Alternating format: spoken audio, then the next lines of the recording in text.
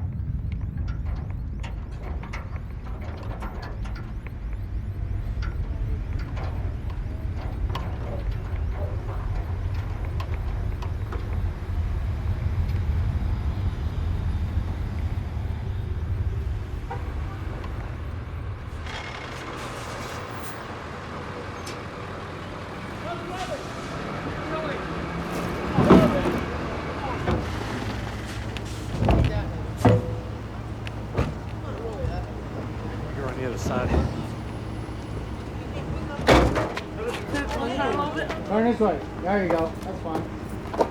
Go that way. Keep going. I hope you do his way. Go back up. 1, 2, 3.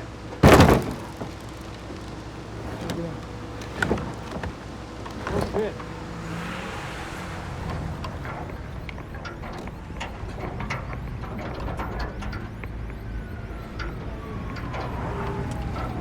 County, North Braddock, 1 pending. Good night, County. 13th at Bell for a tractor trailer blocking the road.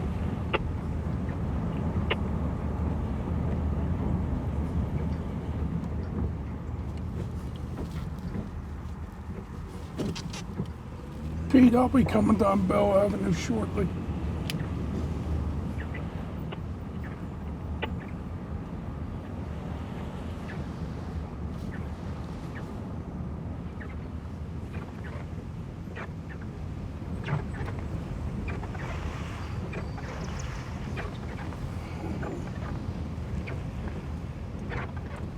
It's a shame because this was a very, very nice area.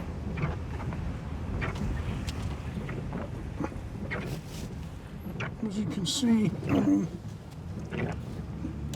people have either walked away from their homes,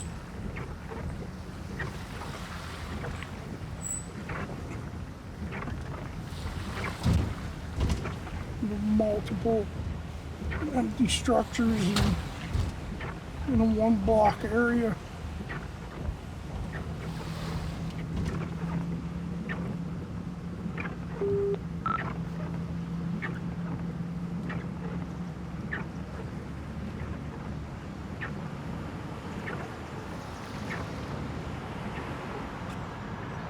One of the things that intrigues me most about Braddock is that so much of great importance to the development of this country took place right here, right in this town that's less than a square mile in size. Just maybe a half mile or so over this way, General Braddock brought the British Army over, waded across the river, because you could wade across the Mon River at the time, it was so shallow, waded across the Mon River with George Washington, who I think at the time was was 23 years old, a young officer in Braddock's army. They crossed the river up here and marched right up this hillside and into an ambush of French and Indian soldiers. And you're talking about 1,400 soldiers. This was my understanding of this army is that it was considered an elite. This was a good army, and they crossed over. And they were expected to take the fort easily. They marched up the hillside here, and they got their butts kicked by about 500 or 800 French and Indian soldiers. That was a hugely important event in the development of this country. The French and Indian War, I think, has been called the First World War, and a key event of that took place right here, right up the hillside. Maybe a half a mile up this hillside. Then 100 years later, you have Andrew Carnegie, coming into town and establishing his you want me to continue? Or?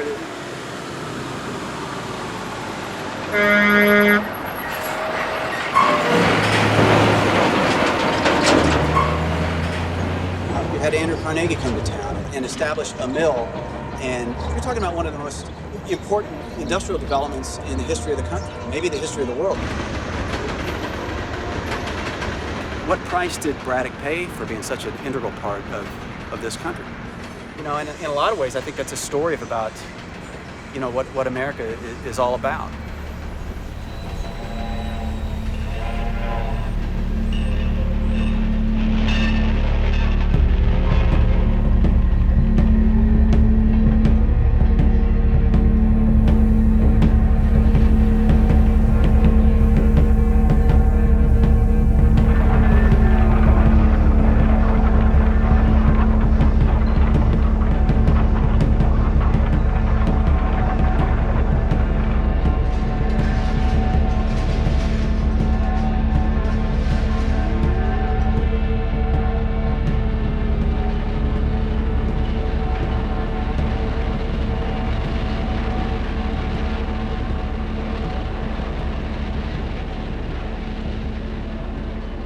All you saw was a mill, and what you saw was the dust and the dirt, and what you saw was a way to make a living. I like to close my eyes and just think about what it must have looked like and how scary it must have been for those immigrants to come here and for the first time see a steel mill in the breath and the scope of that thing and the furnaces and the heat and the noise and the death that surrounded that mill and the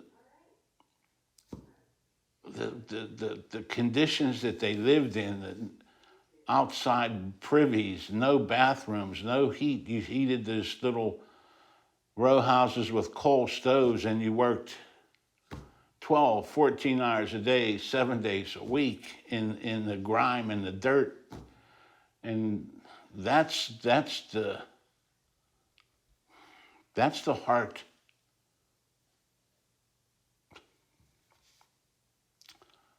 I get too emotional. That's the heart of this valley.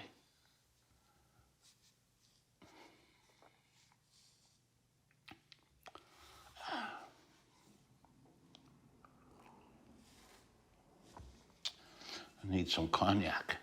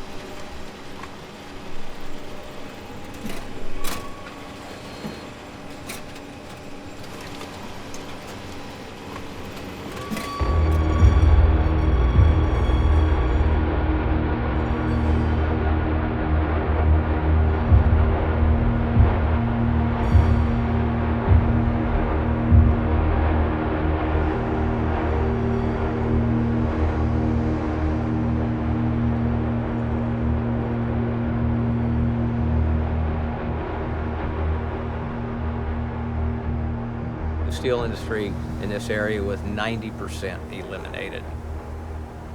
We were one of the premier steel mills in the whole country, and we made armor plate for the government, and we made 2/3 of the steel for the Western European war front, and World War II came from Homestead.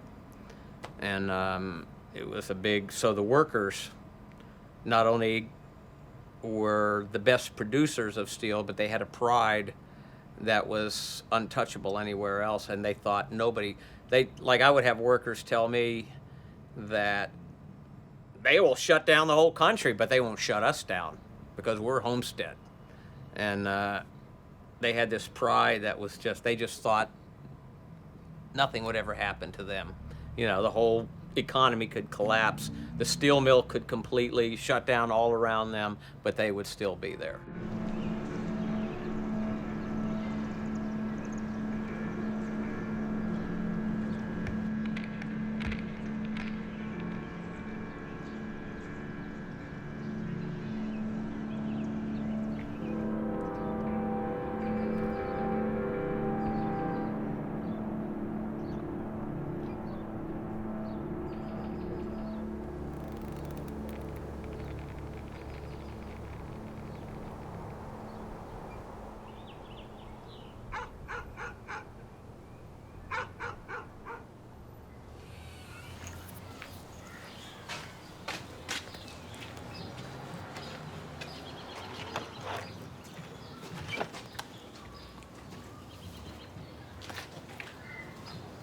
So I lived there up until I went to college in 1968.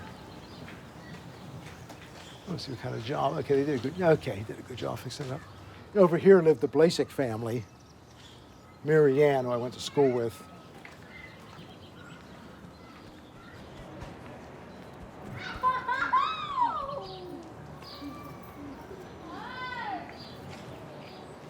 Over here is with the Sergi family, and they still live here.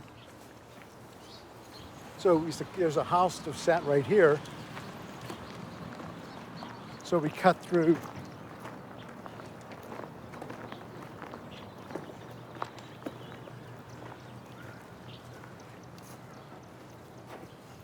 And the house that's in the middle there, the yellow house, that's where my cousins used to live.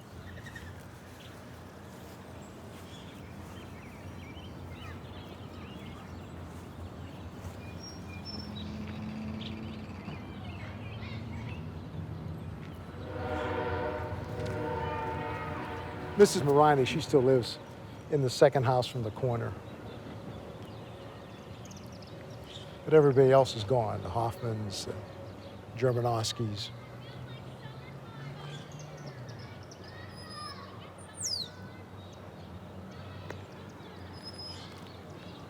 We can head up to the avenue.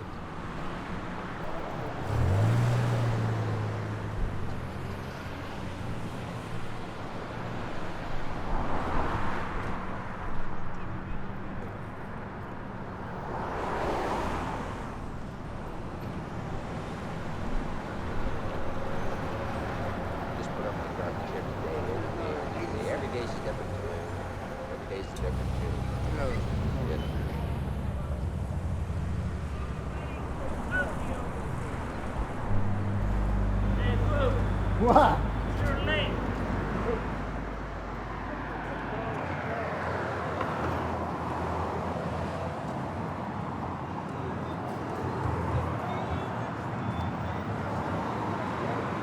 Here's one of Braddock's main entrepreneurs. You're right. I was the first young black man at 17 on Braddock Avenue. 17.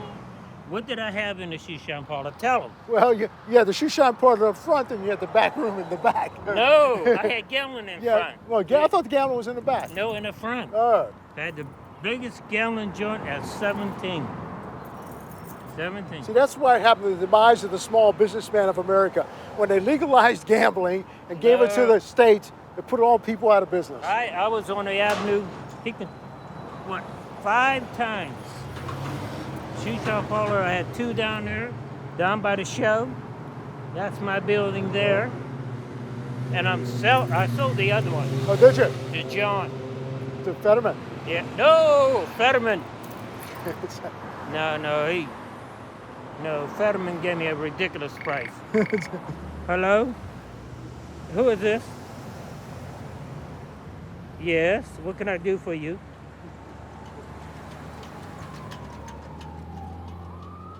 That TV, what? Oh, yeah, it works, but there's no color. So if you put sunglasses on, it'll work for you.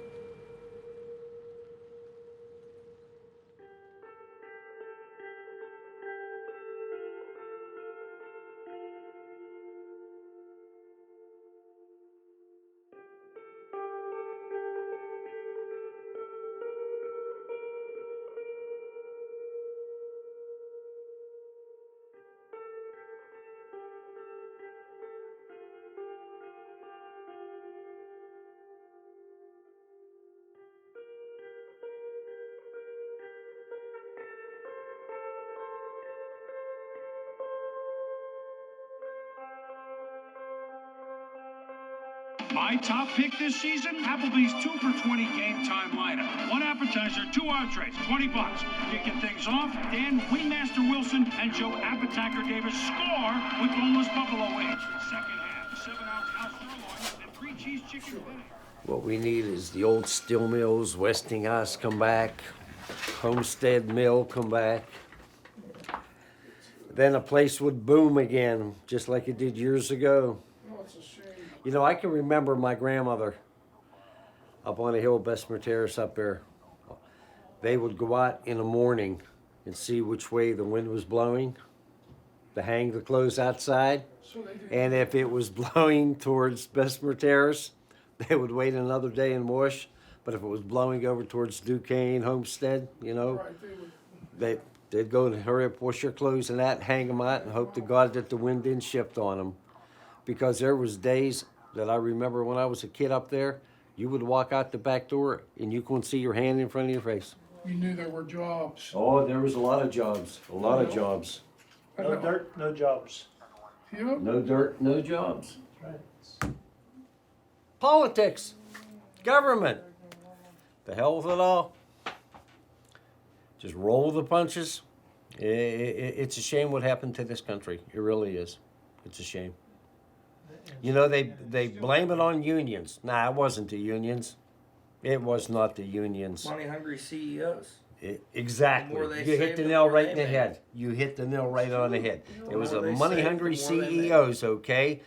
They sat there and they got their $1 million, $2 million, $3 million bonuses at the end of the year because we saved this much money.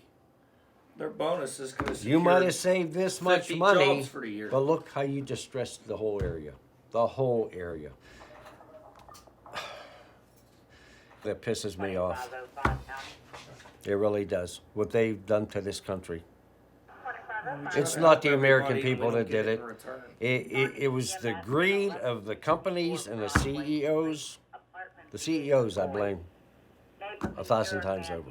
1,000 times over. You know, they were glorious days. Believe me. Not like today. The biggest problem was the bars opening at 6 a.m. That's for right. shift changes. That's right. Guys You would would- get off and drink beer at 6 a.m. and Tom, you should remember this. You could start on 13th Street, and by the time you would hit 6th Street, You were done. you were hammered. Because there were what, 34, 35 bars right in that stretch right in there? That's right. And Carl's Bar was the biggest thing going. You'd go in there and you'd get the big fish bowl with a double header, $1. You'd get a nice fish sandwich. And when I say fish sandwich, it was a fish sandwich. I mean, it would hang out way over top of the bun. Remember those days? I put a lot of time in U.S. Steel. A lot of time.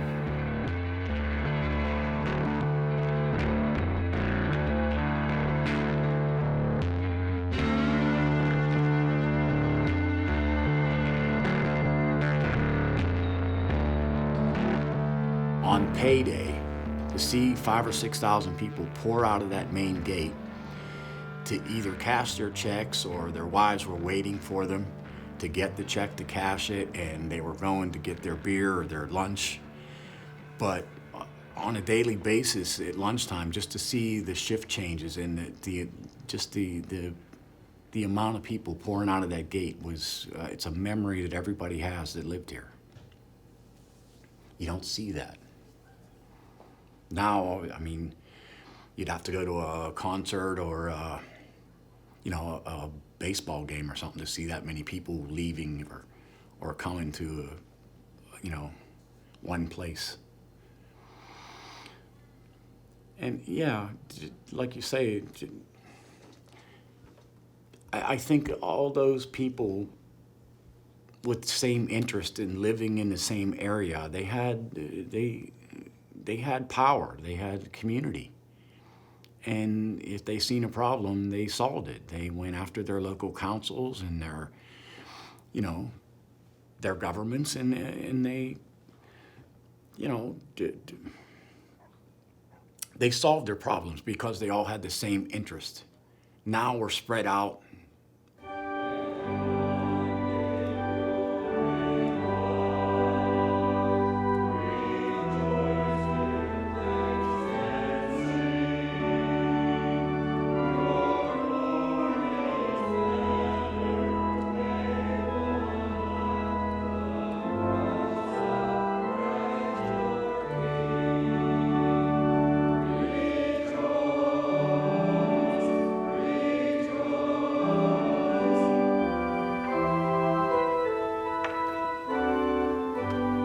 People are important.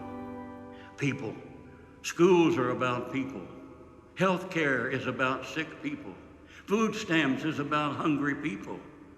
And they tell us that 1 out of 5 go to bed hungry every night, not in Baghdad, but in Pittsburgh, but in America, and that poverty is increasing. Do you know how the Constitution begins? I never hear this mentioned. But the Constitution doesn't begin talking about the president or the Congress or the military or the courts. It begins, we the people. And that's what Christianity is all about. We are the light of the world. And he said, let your light so shine. That's all we can do, folks. Well, I can't change the government. I can't solve the health care problem or the Medicare problem or the food stamp problem. All I can do is to let my light shine.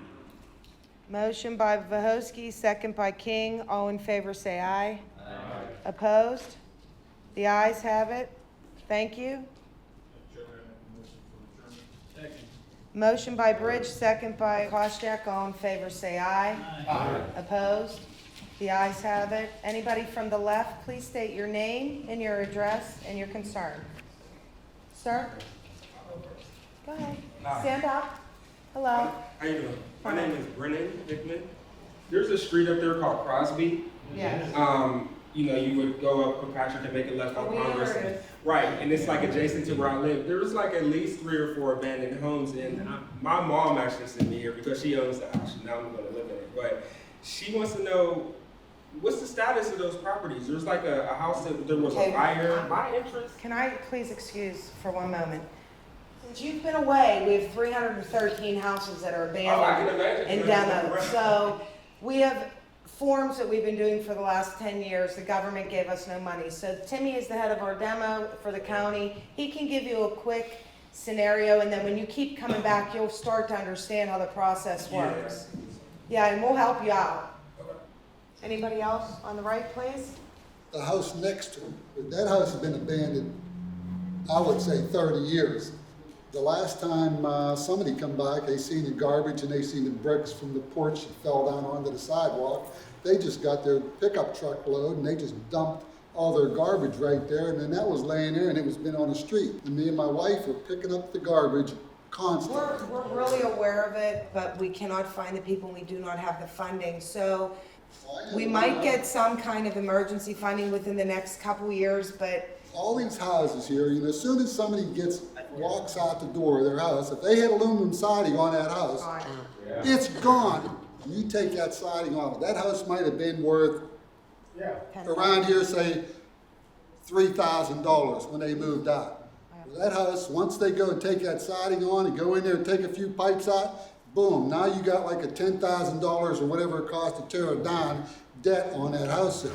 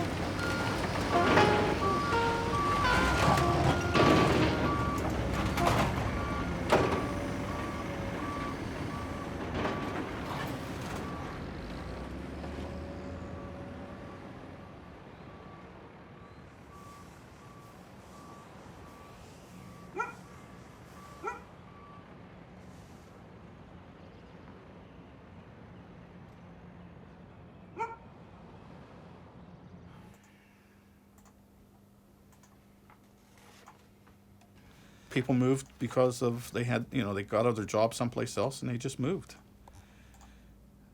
And at the time, all the people were moving, there was nobody to buy their house, so they just let it go.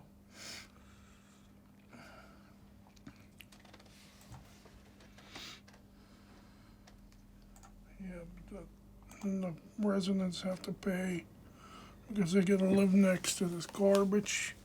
And the borough has to pay because the residents blame the borough for not tearing it down. It's a vicious cycle.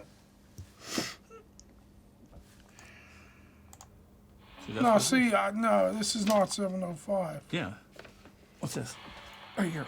This is, see, he's wrong. This is 707.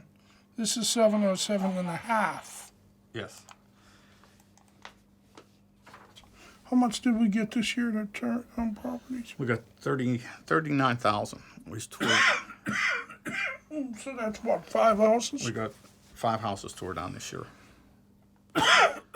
Excuse me. So you'll tear down 5, and the following year when you're walking around and seeing you have 6, so you're not getting it. You can't get ahead. It's just. Or you got 530. 549. 551. You have 350 properties, and when you break it down, that's could be $3.5 million. I mean, nobody has that type of money today. That's why we take Dean's bullets out of his guns when we're doing this, because if he gets frustrated, I don't want him shooting the place up. You got to have humor every day. If you don't have humor doing this, you're stuck. Because you'd go crazy. I mean, this is like the hardest part. I'd rather be out on the street running around. I mean, I enjoy doing this, don't get me wrong. we have a good time when we do it. But you're looking at a computer screen for hours at a time and it's very tedious. It seems like it's not, but it is. Your eyes go crazy. You start seeing things that aren't there, basically. All right, come on, let's get back to work. Oh, wait a minute. 5:42. See, you're like a slave driver.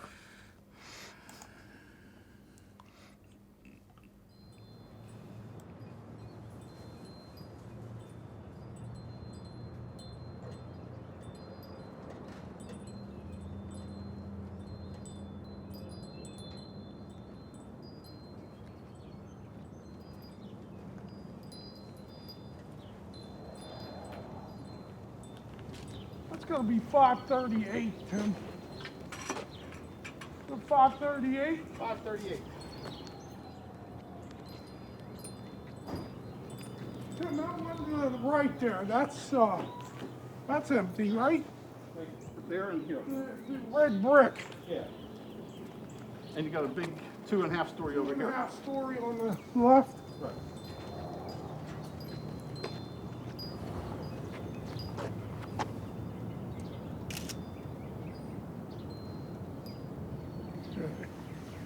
And we have this big one here.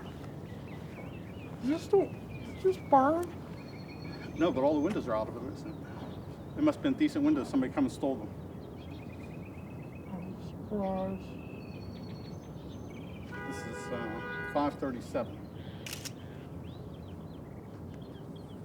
What about this one You might as here? well catch this one. You know what? This would be a good one here, where you catch the hole in the roof.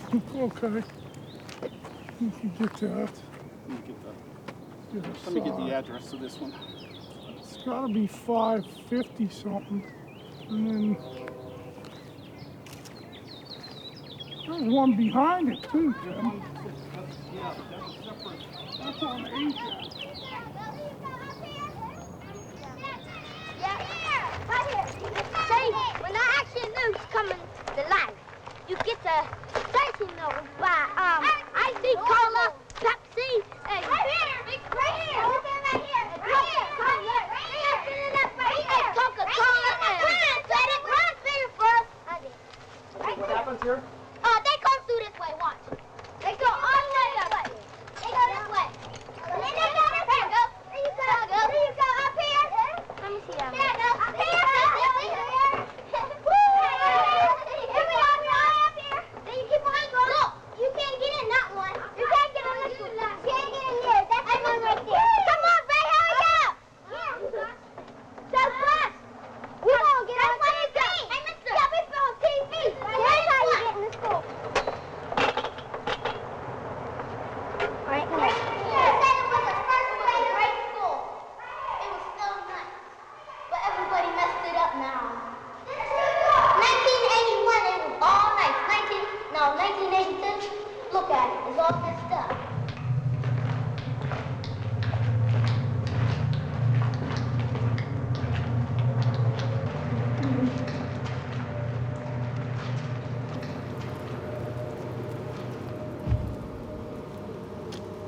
Along here, which is now moving down Washington off of 9th Street from where my property is.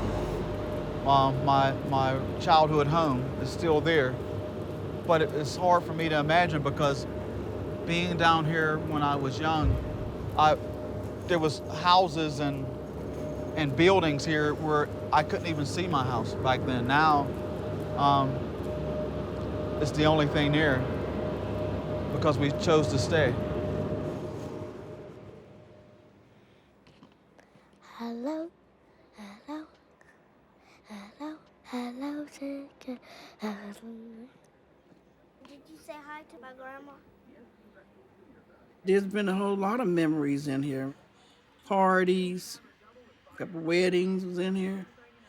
And the kids went to school from here. And it's just a lot of memories. And I had a daughter their mother that died of cancer, but I had a daughter that died when she was 13 from another house over there. So that's memories for me here too. And my mother-in-law, for all my good people. My mother and my family is a good family, and I just didn't want to move. I didn't want to move from this house. I really didn't. I really didn't. My dad, he just never really talked a lot about work, and I think that might have had to do with maybe the situations that I've heard that was going on in the mill of how the African American workers were treated, and he probably just never really went into it. But he retired there. He never really talked much about his job or what he did. I'm pretty sure he worked in the masonry department. He told me to sit right here. No, she didn't. She called. He gave up too much of his life, his health, working in the mill and then bought it. His health working in the mill. He had somewhere with autism. He lost it all. Couldn't walk one step. You have the steel mill. You have all this history. You have the nation, the cradle of the nation. This is like where, in my opinion, where the nation was founded and the foundation of the whole nation. And I couldn't fathom. I couldn't understand why the government would let it just go down the tubes.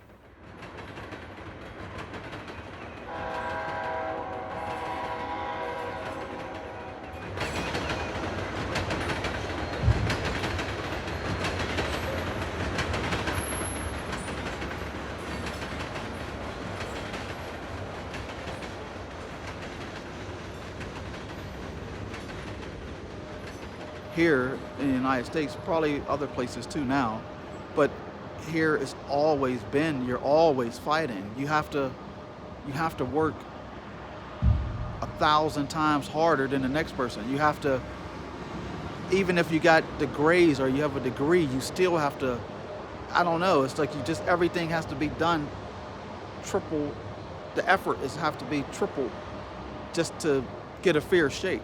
And that's even in 2012, and that's just the way it is. I mean, so you're always, the seed is already planted that you're up against something. You're born knowing you're up against something. A lot of people, and even me sometimes, I think, well, this has to be Satan, or this has to be hell. We might be in hell now. Maybe I died and this is where I ended up.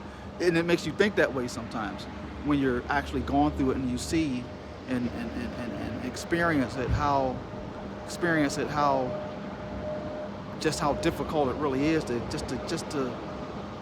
have a normal life, not a millionaire life, but just a normal relationship, a normal middle class job, and to know that you can't even get that. It's just, I don't know. It's just I don't even know the words to describe it right now. It's just dehumanizing.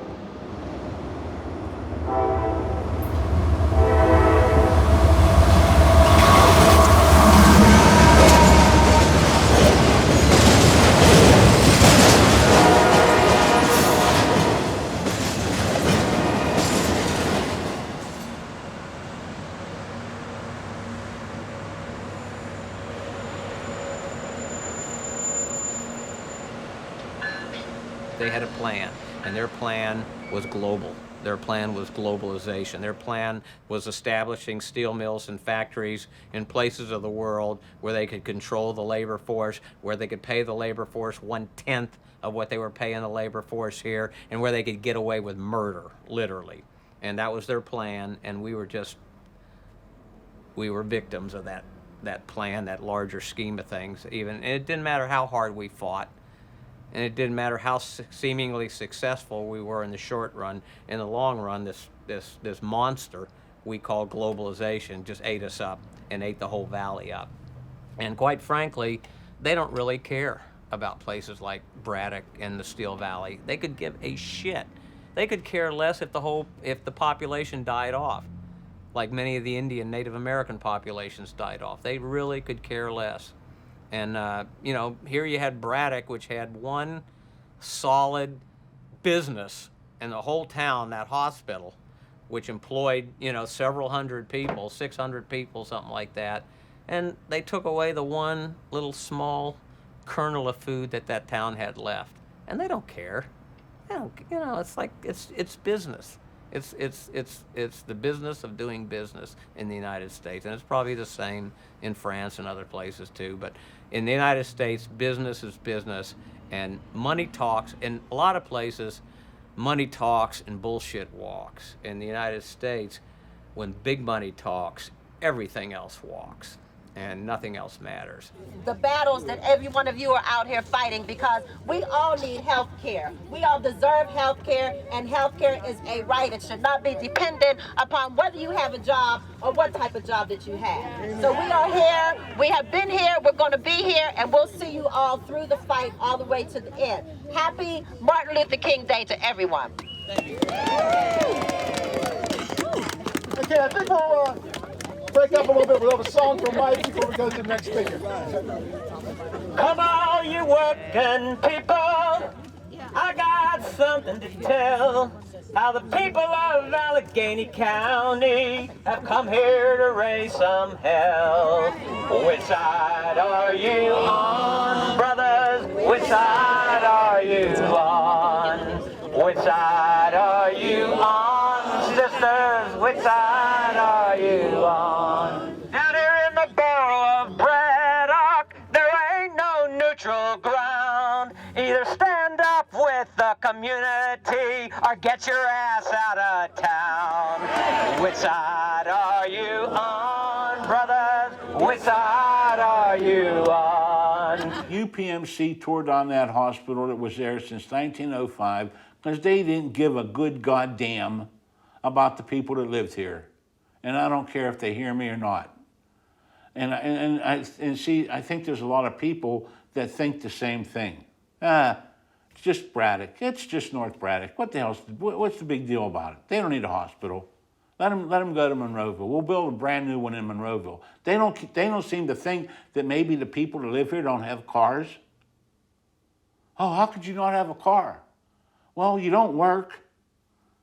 You can't find a job. So you're supposed to just be able to have a car?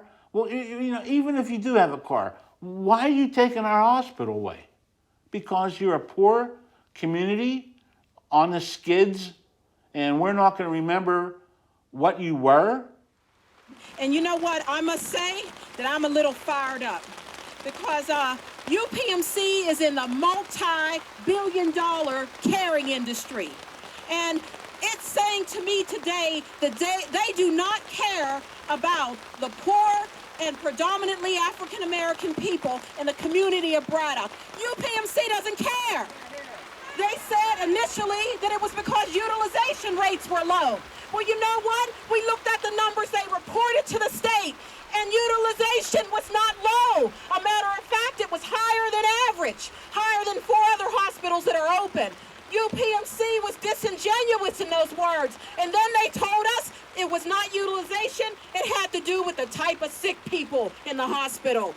UPMC does not care. Is there a doctor in the audience? Is there a doctor in the audience? Because you know what? The CEO of UPMC, Mr. Romoff, and the board of directors of UPMC need a heart transplant because UPMC does not care. UPMC does not care.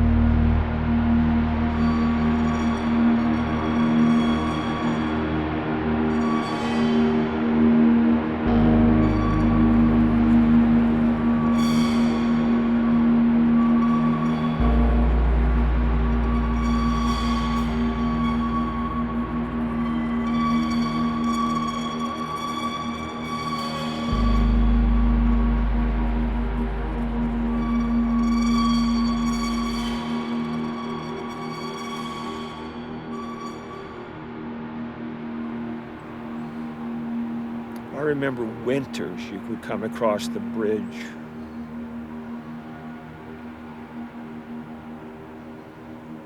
And there was these huge dark arc barn-sized enormous structures. And there was no snow on them because there was so much heat coming out of the ovens and the furnaces that even when there was a lot of snow on the ground, they were always clear. And one of the things I remember seeing that really registered physically what was when it started to close down was in the winter seeing all those buildings buried and covered in snow. It was just a sight that you never ever saw.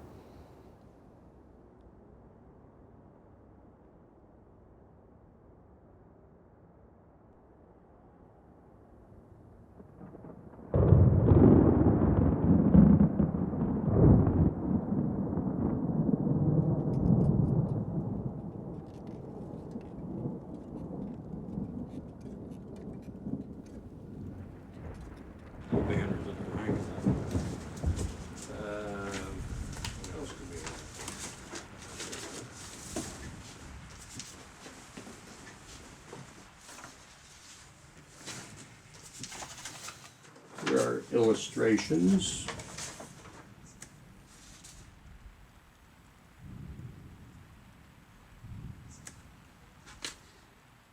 Here's the first guy. 1880s, went from iron to steel. And the last guy, 1980.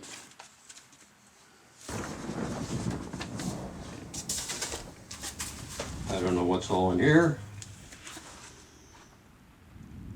And worked in a number of different mills, and I saw either there was no future, and when this fellow was laid off, and we talked to him, and he just spent a large chunk of money on a swimming pool for his backyard. I said, well, aren't you concerned about that with being laid off at the mill and the way things are going? He said, oh, no, we'll go back. We always go back. And he says, I just needed a pool for something to do while I'm waiting to go back to work. And, what can I say? It's the way he felt. But we ran into some of these people a year or two later, and the pool that he had bought was in serious trouble because he couldn't fill it, he couldn't clean it, he couldn't buy the chemicals. The state of the marriage was in problems, and there was a lot of that. I mean, this economic impact affected families, it affected children. But when it first came in, I think a lot of people just didn't see what was going to happen, or they just wouldn't accept it. Everybody knew things went down and then they came back. Nobody knew things went away and never came back.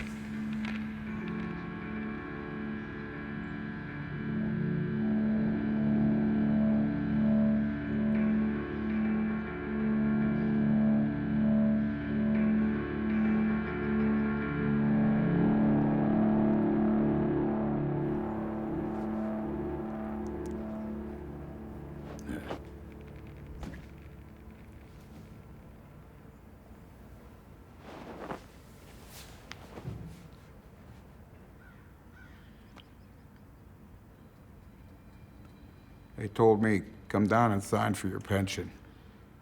You'll never work for U.S. Steel again. And that's when you realize that they don't.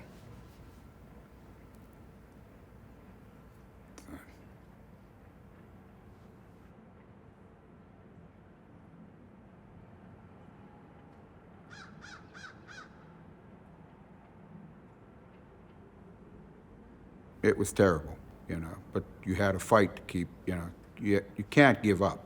You cannot give up. You had a fight. You had a fight and do what you had to do. I had 2 kids at the time. I went and took a part-time job, it was a part-time job turned into a full-time job at $4.25 an hour, but it paid my bills and put food on my table. I did what I had to do. Some guys, they wanted the jobs that, you know, paid that they got in the steel mills.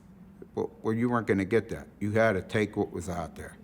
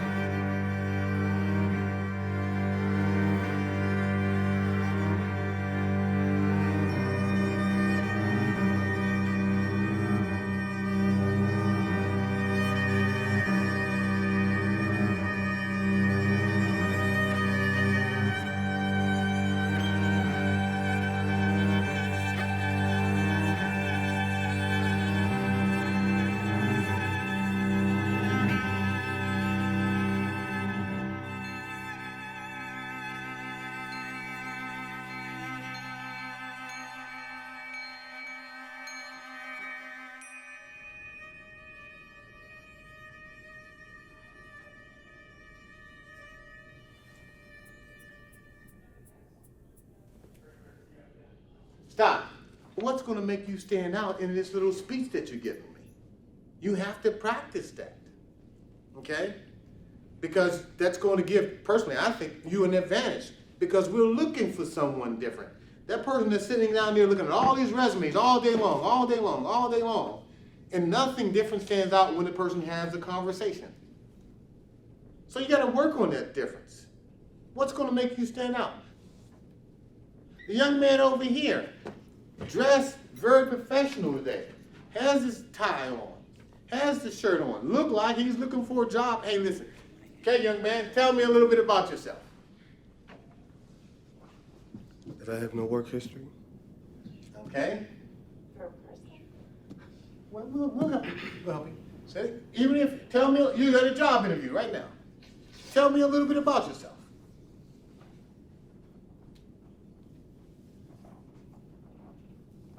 Where'd you go to school at? What have you done? What do you like to do? Now, most people don't graduate in the A category. Most people end up in the C categories. It means that there's so much competition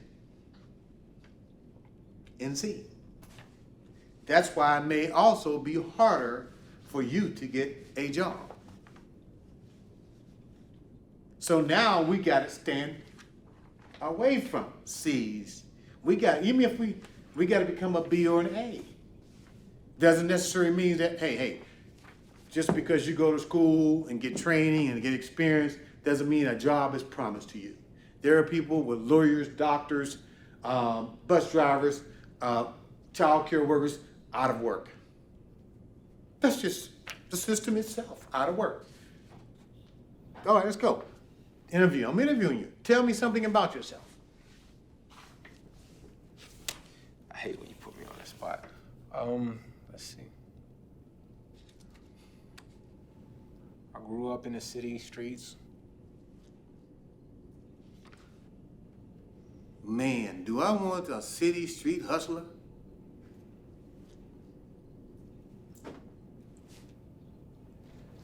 So now, tell me a little bit about yourself. I enjoy having a good time and don't mind working hard. Okay, now, remember what I told you? Every time you do something, evaluate it. What was the first things that you said, if you remember, that came out of your mouth? I enjoy having fun. Stop. What did that have to do with a job? That's why we're working on this. Because what's going to come out of your mouth is what you just did now also. And maybe you'll say it in a different way or another line. But through practice, you're going to be probably using the same line on everybody. Actually, I wish I could take you on an interview. You see, I function a lot better when I'm actually in that pressure situation. It's role playing. And I thought of all the people, I would thought you would. So like you put me on the spot, and you making me think. I don't like when I think about things, I do things wrong. Let's go then.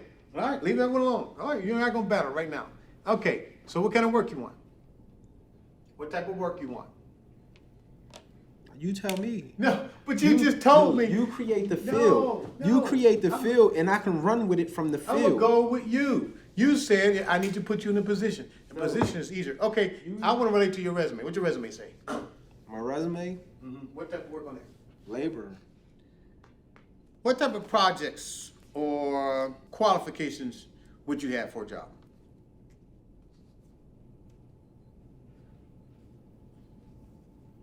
Let me see. I haven't worked on no projects.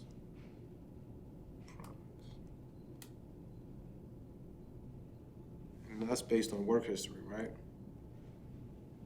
I wouldn't have none of the above. Only work outside of the DOC that I have was with the plastic company. All right, don't say the only. If you said did, outside of the DOC. Use the word only. You did it, so it's important.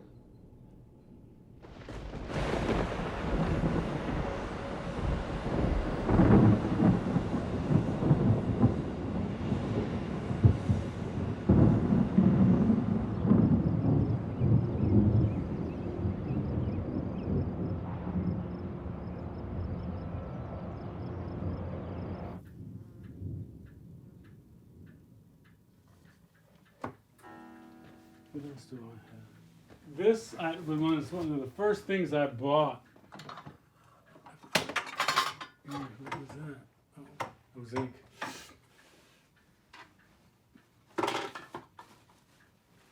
This is a nightlight. and oh yeah. This is like a lamp pole. And also, these are old English buttons that I got in London. A Japanese counter. And this is ivory, and it had this very nice figure on it. A match safe with a naked lady. And this is, they're just faces, and they're very old. But I think they're neat. There's a man. This is a woman. There's a man. I just thought they were nice. But what it was used for, it was a way of inducing some kind of hallucination. And these seem to be just two sabers crossed of a rat. I had seen too many guys that I went to school with.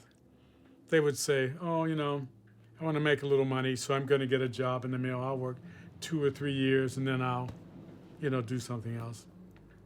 They went in the mill, and they never came out.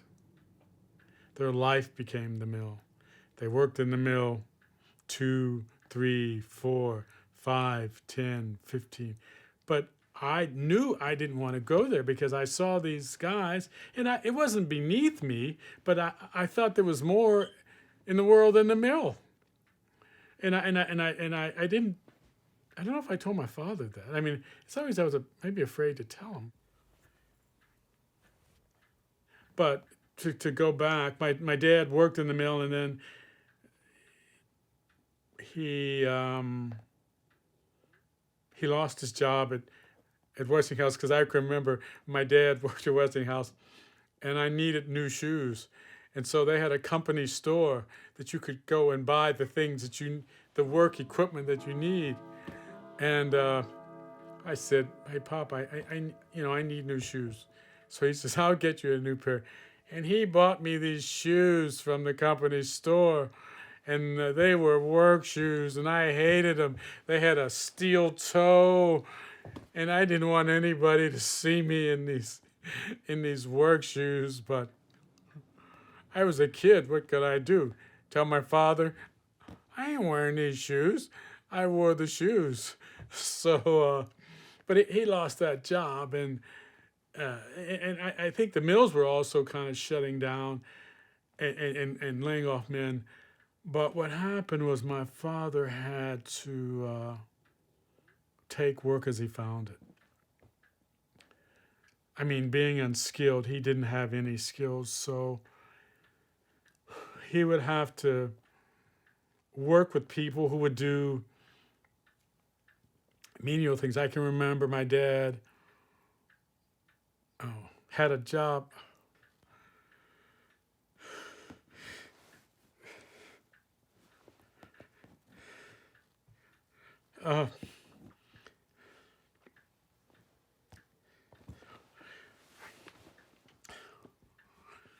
He had a job on a truck. And, well, what they would do, they would go to the different stores and they would take the trash out, and he would help take the trash out. And I have to say, he never complained. He never said anything. And he did what he had to do to support his family. But one of the things that I saw, I remember I saw my dad, and I had a car at the time, and my dad was coming home from work, and he was so tired. I mean, he could barely put one foot against another. I gave him a ride home.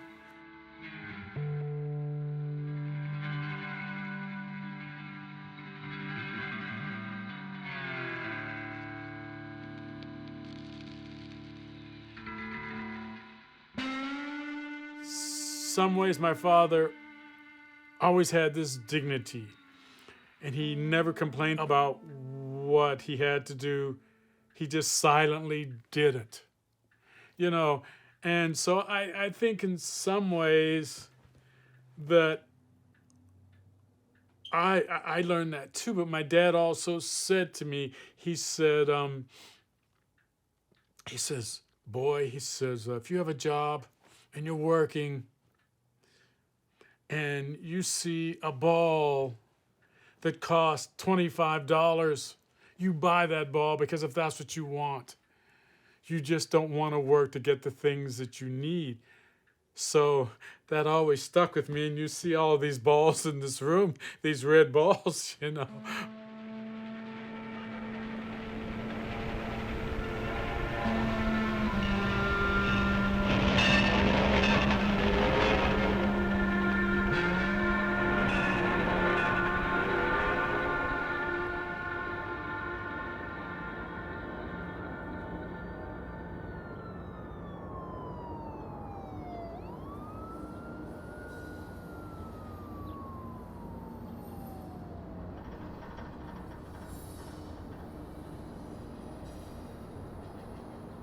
One thing that, and this might cost a lot of money, but I don't see how we have much chance, the steps that are coming down, the cement steps. I need to get some prices on either repairing those steps, and again, you normally put the opposition on the other side of the field?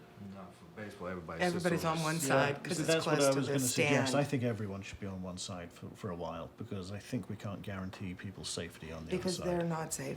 We intended to play T-ball on this side, T-ball, and a minor league here at 1 o'clock.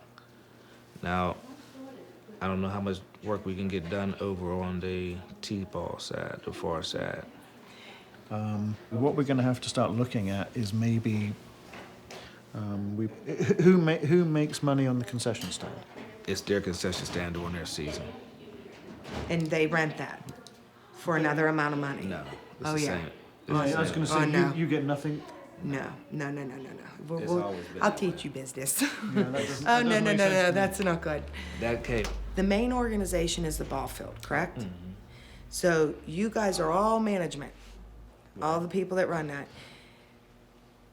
that you should be using the concession stand and then giving them a portion. You get the bigger hub of it, but they should get a proportion. Yeah, they'll get 10% of Absolutely, whatever you 10% make of on whatever is brought in. I mean, I'll give you all I'm a business major. I'll help you out any way I can. But you have to start looking at this as a business, not a charitable donation. I know it's harsh, but you cannot take a hit for that refreshment stand. You have to change your way of thinking. You know, the kids. What will profit the kids? What will make this a better community area? What will make this a better field? And if it wasn't for this whole organization here, you would not open this year. Do you know that? So let's suck it up. Whatever anybody can give us, we'll take it. If I can do anything more, we'll do And it. don't forget, I work for you. Yeah. That's what, you know, and again, that's the important part that you need to take away from this, is I work for you. It's not the other way around.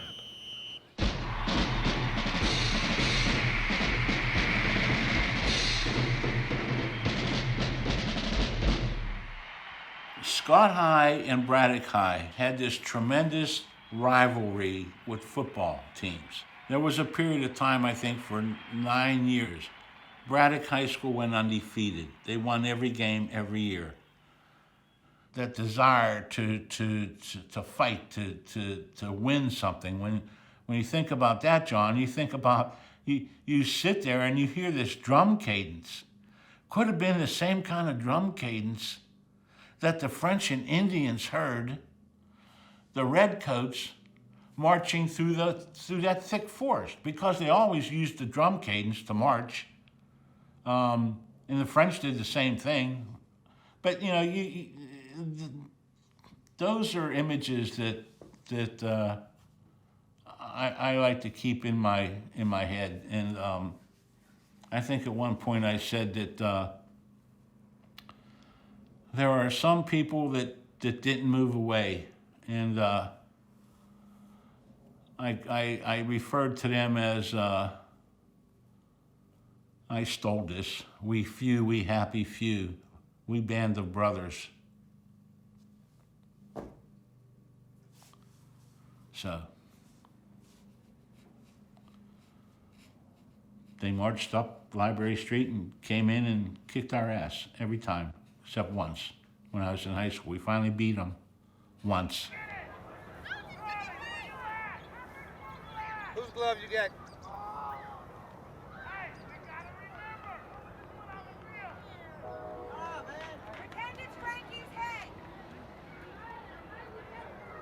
All right, let's go.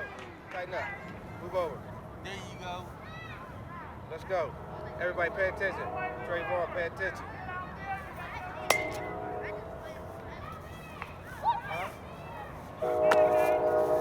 Pay attention.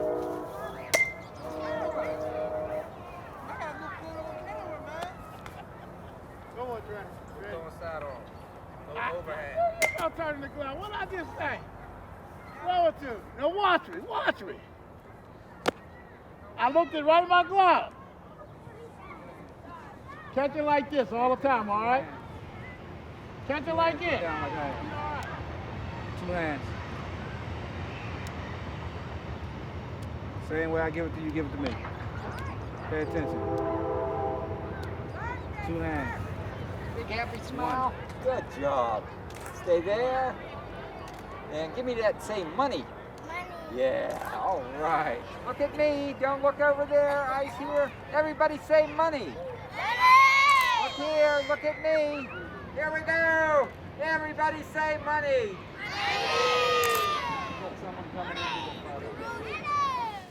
I'm gonna pull this through, but it's still gonna be a little red. That's You know, fine. you don't care. Mm-mm. The last did good. As long as that gray hair is out.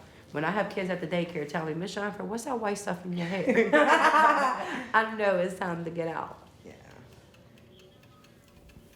Or you come to our stuff with your kids, but nobody else. It's like they put us down. No, I don't go for no. You know that word. It's not in my rule book. I just feel like this. They need to stop letting slums in here. Well, we're trying, but there's so Rebuild much it all up. so much undermining.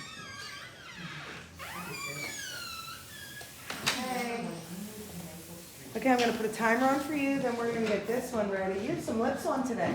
You got lip gloss on? No, her lips are chapped like a You have queen. chapped lips. What's up, Chief? What's up? How are you today? Good. Yeah, how are you? Good. You all beautiful for Easter? Yeah, I'm happy. Well, we'll still keep the bang over for another week or so, Yeah. okay? We just trim it up a little bit. Wow. Now, is he playing ball anywhere? He wanted to play baseball, Okay. but Dawn will play softball now, and I can't You do can't, it all. yeah. So, Well, if he does want to play baseball, the field will be done. you know. I'm involved. I'm involved. But right now, Kenny Hodge, do you know Kenny? I've heard of that name. Nice guy. He's the only one right now. So the residents have to help, you know, do the upkeep. Right. Good job, girly girl. I don't know what that is. I have no idea. So,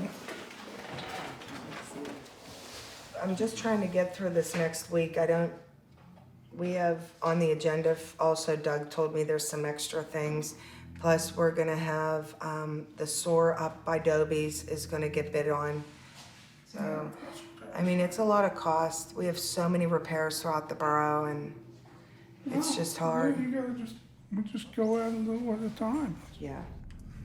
So, Slow but steady. yeah, but I'm gonna call Brewster too and see if we can get any help for some maintenance here. That would be nice. That's what I'm gonna do. It's our senator, so if he could even help us out, because I'm thinking, Doug thinks it's about $60,000 for that SOAR, but there's no money for the state, so it's really, we're struggling with the repairs of the town. I said I should just have a big spaghetti dinner for everybody. Well, we need this project, we need that project, or something. Yeah.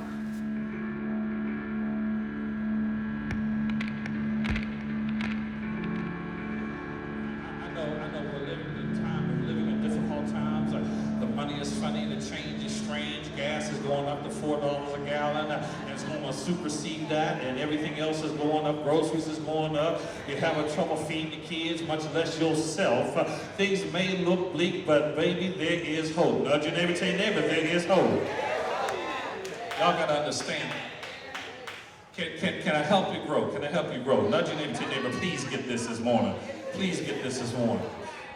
Two guys who faced disappointment because the one they had hoped for, the one that they had hoped would be the Redeemer of Israel, was crucified.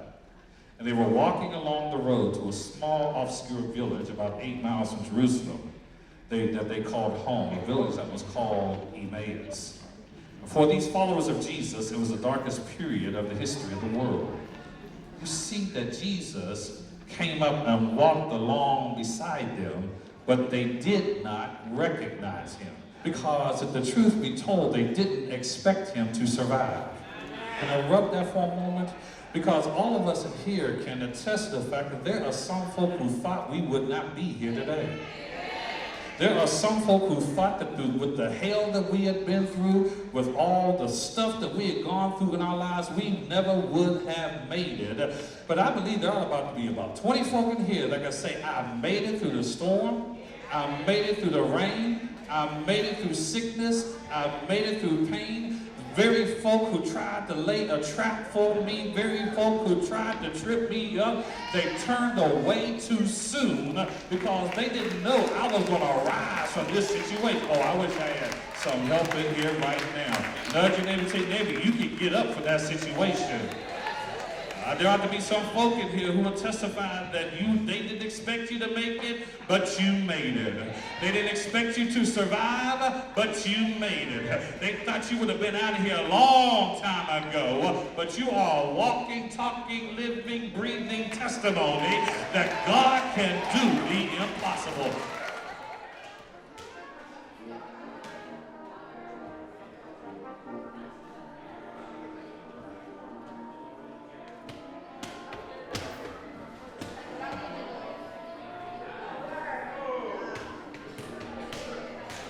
I don't know what the hold is, but I mean, I don't want to leave Braddock, and because I know one of my grandsons wants me to come down to Atlanta, Georgia, and I says, too big.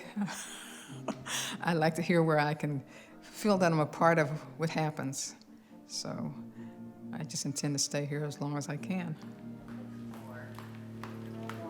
Comes the librarian.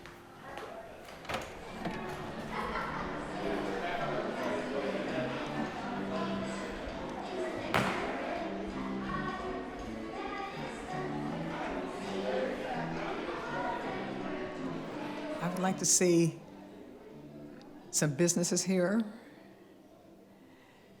I'd like better security. And people, I just would like some stores here, better security and safety. And I'd like schools.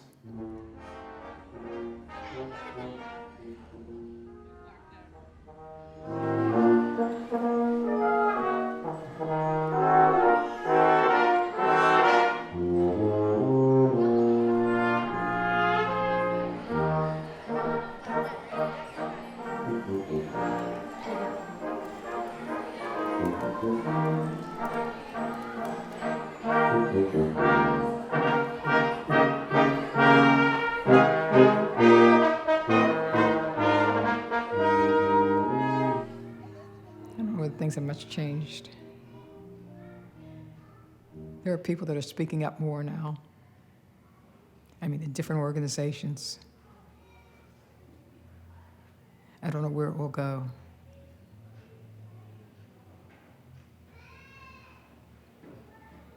I don't know.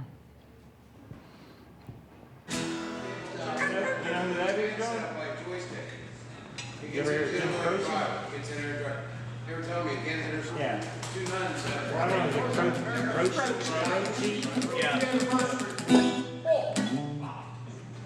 Well, I tried. I'll help you sing it.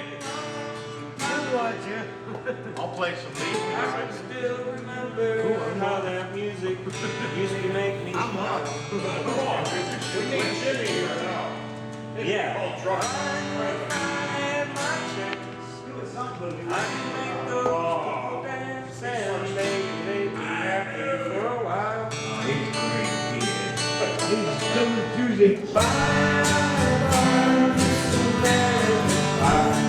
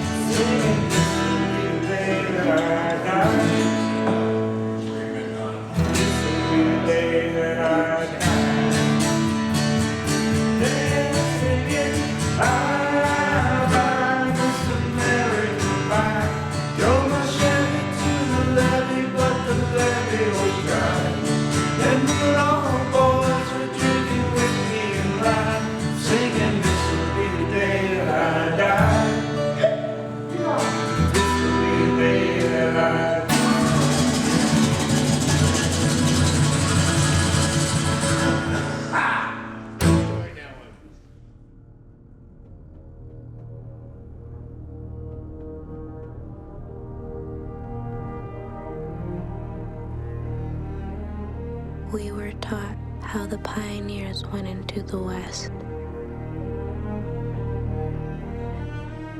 They opened their eyes and made up what things could be.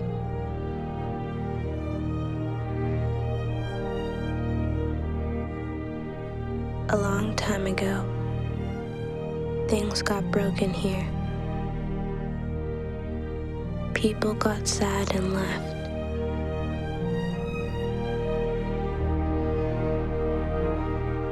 Maybe the world breaks on purpose,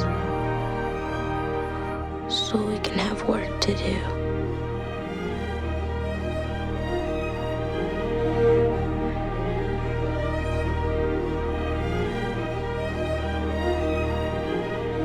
People think there aren't frontiers anymore. They can't see how frontiers are all around us.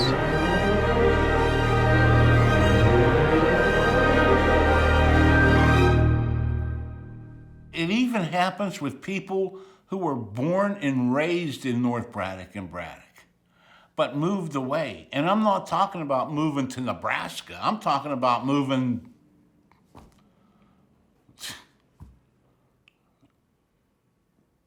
3 miles away, maybe to Monroeville or something. And you'll talk to them and, oh, the best thing that can happen to Braddock is to just blow it up. The best thing that can happen to Braddock is burn it down. Well, you know what, pal?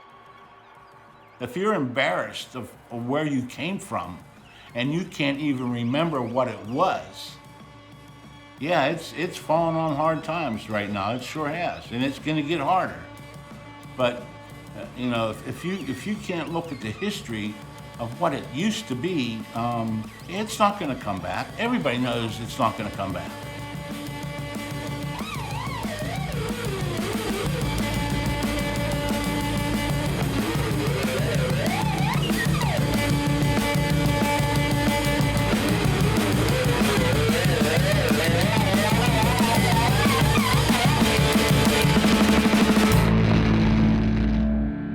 Some people, they don't respect it. They don't understand what happened in this valley. That's what built America.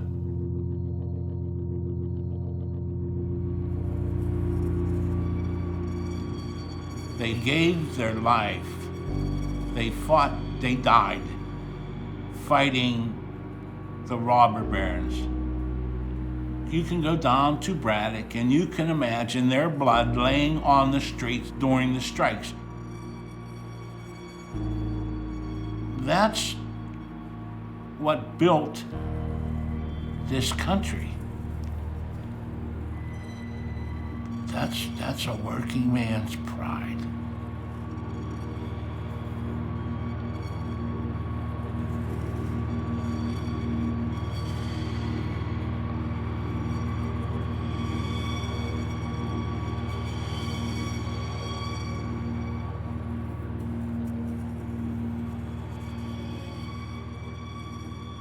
There was real violence. People were beaten. People were blacklisted. People, if you got on a blacklist in Pittsburgh, you couldn't find a job. They would not hire you. You were branded as a troublemaker, as anti-American. You were banished from the city. You had to go somewhere else to work, or you were beaten or killed. These companies, these millionaires, the J.P. Morgans and the Carnegies were violent people, and they waged war on the workers in these cities. And they want to do it again. They are priming to do it again. And if people don't understand that, we are in for a very violent time.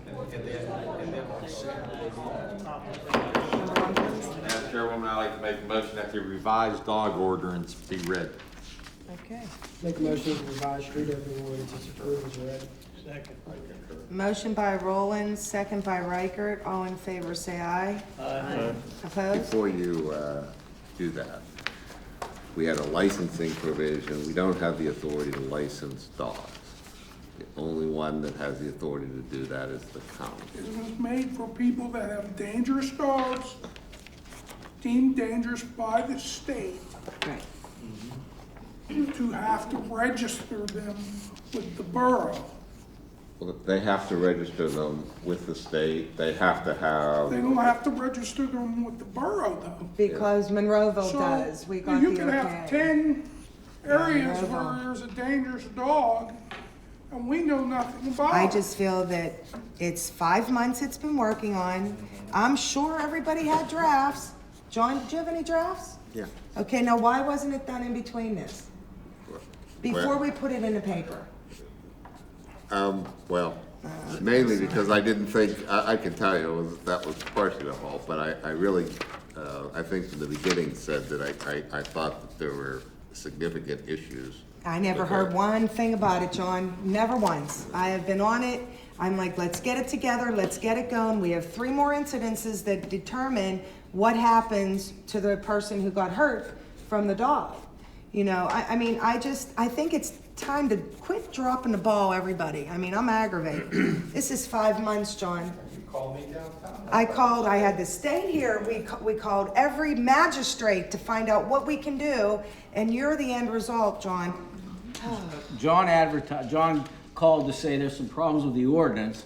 I said, this is really a hot issue. Why don't you advertise it? We'll get it on the agenda. We can discuss it. If there are amendments, that's the proper way of handling it. I So understand that. I know it's taken time, but Not it's the not. whole ordinance, Doug. This was a lot of times. If there's 1 or 2 little amendments, that's not bad.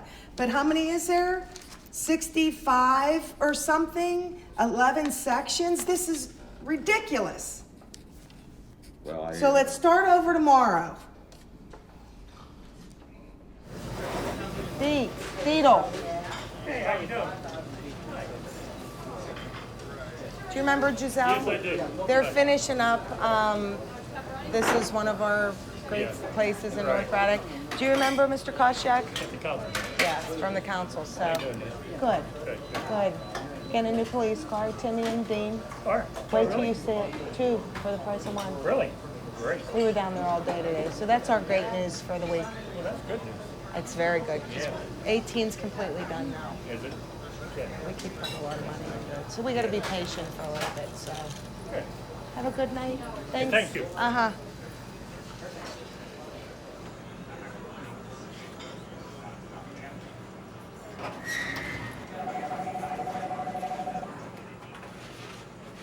Vincent. What do you want on him? You need milk? You need sugar? Knock on your neighbor's door. It's not quite back there yet. You know, a lot of the streets that have had the same residents, it's still there, but you're getting people that are moving in that don't understand what community is, and friendships, and neighborhood. That's what scares me. It scares me that we need so many good people that think the way a lot do in the United States, that because of everything that's going on in the economy, they're not going to want to come to my neighborhood. You know? It's scary. It really is. You know, you don't know. Tomorrow the funding, all funding could quit from the government. We could not be a town. We wouldn't be a town. It's frightening. You know, that's my main focus. Know your neighbor. Clean your street. You're not the only one that lives on it. There's 40 houses here. 40 people cleans the street, your street will be spotless. You know? You know, I know everybody laughs at me because I'm very straight up and very forward, but it's a little bit of common sense. That's how I feel. If everybody would help out, this would have never happened to the town.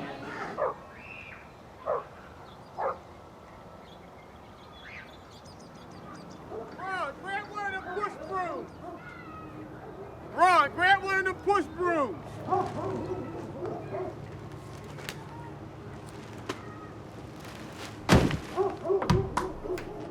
Didn't I miss?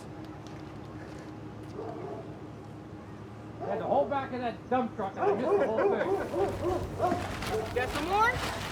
Oh, you got 2 hands. Good job. Don't put it in there. Oh, that's okay. Pick that one up.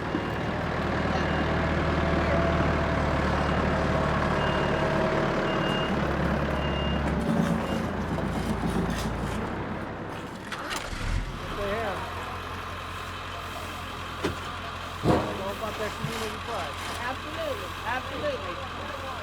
Calm, move up a little bit so you can pull up so you can get that. It's always Okay. been tons and tons of kids on the street.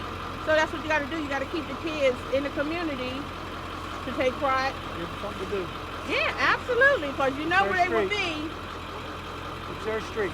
if they weren't helping to clean up. Where would they be? I agree. You want me to close that door? Okay. That's cold, bro. Okay. It'll be fine. Okay. Let's get this pile up here. All right, keep moving, sir, keep going.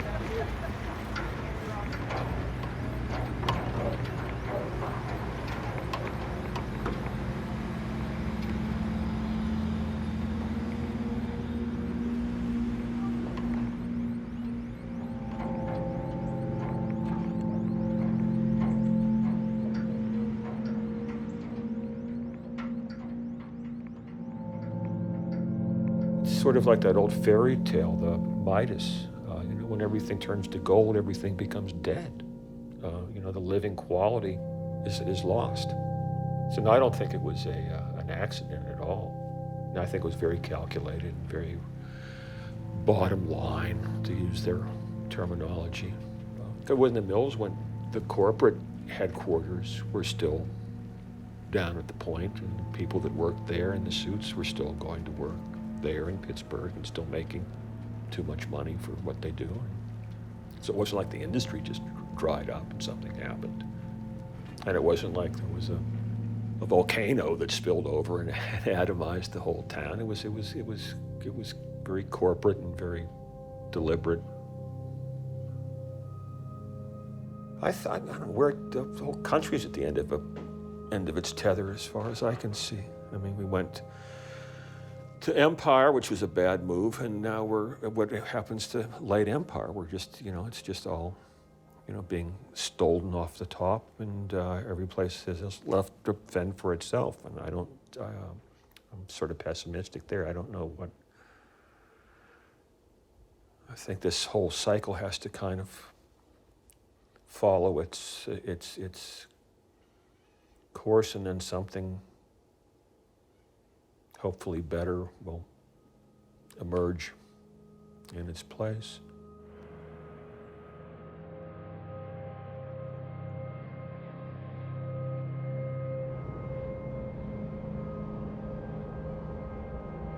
I think that there's people, they have no idea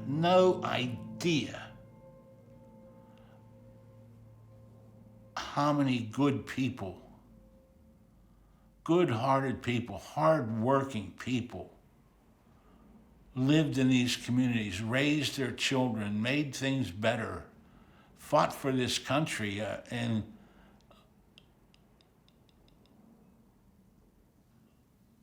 it just pisses me off when somebody tells me, I don't know how you could live down there, it's such a nasty place. Well, not to me, it isn't nasty. It's my heritage. If you look at this valley, I mean, you see some of the scars of the valley of what a dirty, sometimes dirty and grimy place this Mon Valley has been. I mean, if you see some of the old pictures, you see the smoke from the mills, from the coke batteries, from the coal heat that everybody used to heat their homes. Not a pretty picture back in the early 1900s. But the old saying about history repeating itself is true, and I see it happening again. They want to take back the rights that our fathers won for us, struggled for us to get.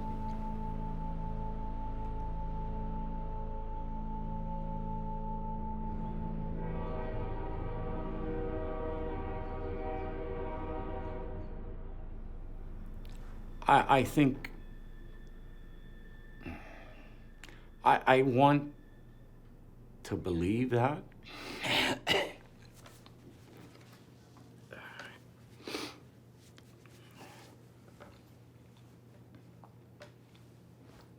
But I see an ugliness in this country anymore that scares me. I don't know, selfishness maybe. I don't. I think he's gonna, at some point, he's gonna have to.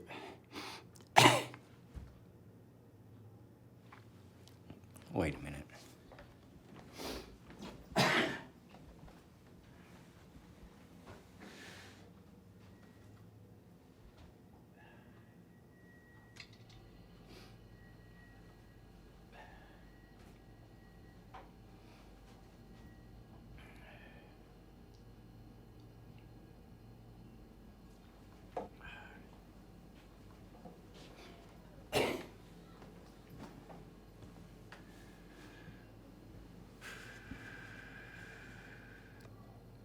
I'm getting emotional about this.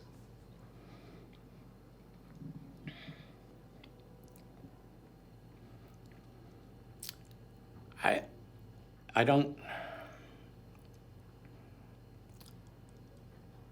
know. I see some of the politics nowadays, and it depends on who's going to win out. If the Scott Walkers of America get their way, my son's future is not going to be as good as mine. I don't see him having the same opportunity that even I had. He has a better education than I do, but he might have to go through some of the same struggles, maybe more of a struggle than I had to. He might have to go back 2 generations. It's just, I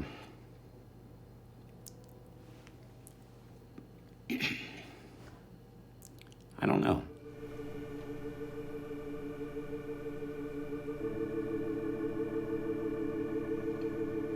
Probably maybe 49 out of 50 times I've dreamed I have the same dream. And the dream is that I'm called back to work in the mill. It's either the Edgar Thompson works or the Irvin works, but usually the Edgar Thompson works. And in the dream, I'm called back to work, or I'm called back as a union grievance chairman, but I can never find my way back. Or if I find my way back, I lose my time card and I'm not getting paid. Or I can't find my locker, or I can't find where I parked my car when I come out of work. It's always, I'm back, but I'm not back, I'm lost. People in this area were abandoned. You see the net result, but it's like going and seeing an area that was bombed. You can say, well, that's pretty destructive, but if you were actually there when it was being bombed, it's a whole different world. It's a whole different experience, and it leaves a whole different impression on your mind and your spirit and your whole world outlook.